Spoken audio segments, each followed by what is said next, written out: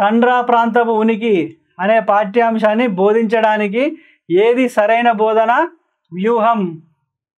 ఉపన్యసించడం, outline పటంలో గుర్తింపజేయడం, సందర్శించడం, తర్వాత రేడియో ద్వారా వినడం. ఈ 4 మార్గాల్లో ఏది ఉత్తమమైనది ఈ యొక్క పాఠాన్ని బోధించడానికి అని ఇక్కడ క్వశ్చన్ ఉంది.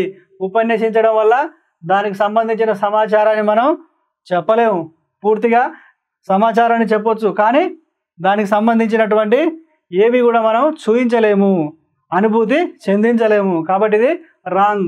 అవుట్లైన్ పటంలో గుర్తింపజేయడం, ఈ అవుట్లైన్ పటంలో గుర్తింపజేయడం వల్ల ఉపాధ్యాయుడు విద్యార్థికి కొంత ప్రేరణ అనేది ఇవ్వగలుగుతాడు. కాబట్టి ఇది రైట్ ఆన్సర్. నెక్స్ట్ సందర్శనం.